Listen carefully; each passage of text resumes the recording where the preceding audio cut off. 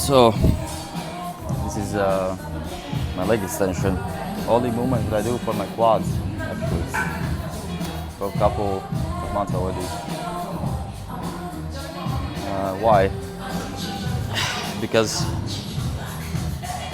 I listen to my body and I try to implement movements which is best for my knee. What I feel, I'm no doctor of course, but I listen to my body, and this one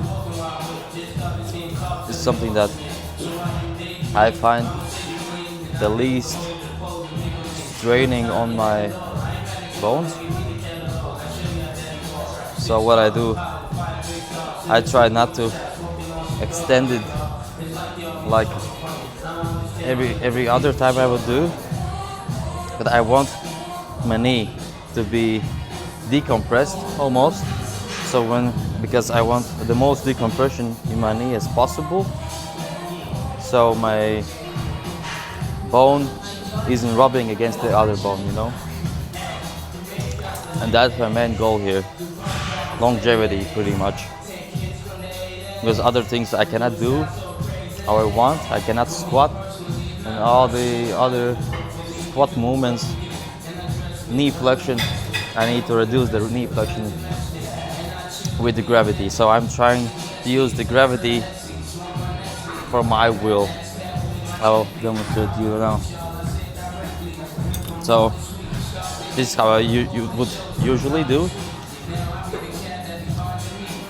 without focusing on my knee. But now I really want it to be like I'm almost lifting my hip up, but I'm not lifting it at the same time. So it's almost, I'm trying to decompress it as much as possible. Here, of course, in the end, it's impossible, but here I start to like lift up my knee. There's the least amount of tension created in friction in between the bones. So yeah, that's no fun like this anymore, no heavy squatting or anything like that. It's just this boring ass fucking machine. Of course, I haven't talked to my physiotherapist or doctor or whatever. Is this okay? But for me, for now, this is the only movement I feel really good. So it's sad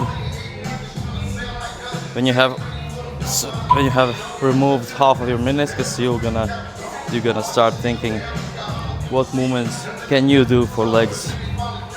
What is the least affecting on your health and longevity and long term? So I chose this for now. Always contact your doctor or specialist before you do anything. But yeah, I'm just sharing what I do. Peace. So, and we're back with the technique or ways how you can do it. So just because I have this problem, it's never gonna end, so I need to take it to some other levels, because I can max out this weight, but it's not gonna be good for my knee. So if you want longevity, more reps will be better than heavier, more intense workout.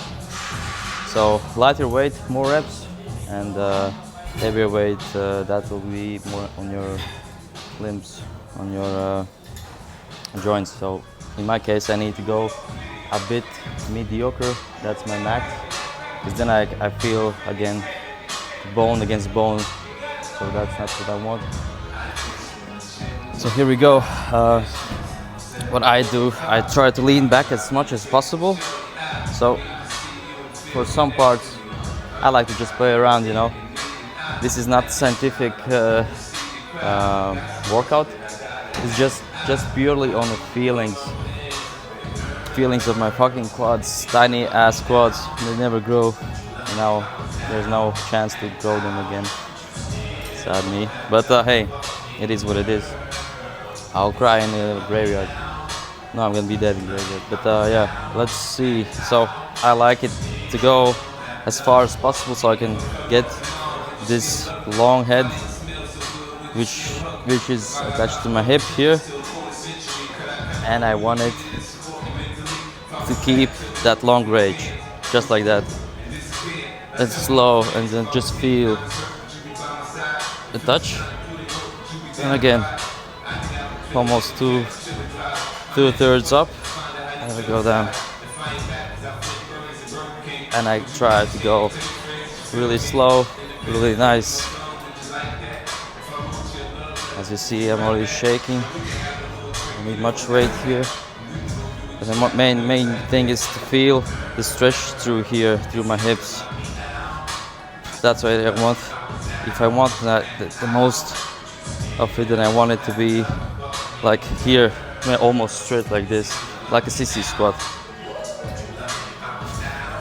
Because then I feel the most stretch there for the whole quad.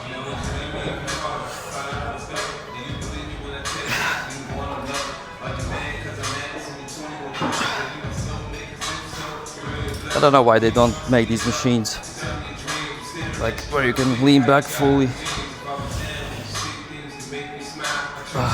That was almost my warm up. But yeah, then of course in the beginning of my set I try like more concentration so I can feel the muscle, and then I stretch it out like in the end of the workout. No, I'm kidding, I never do that, but and that's a good thing, how you could start to get that mind-muscle connection. So try it out. If you have meniscus torn half and taken out, that's my suggestion, but the otherwise you don't have to do this. You can do just regular. This is just for pussies like me who cannot train like you used to. So you're welcome.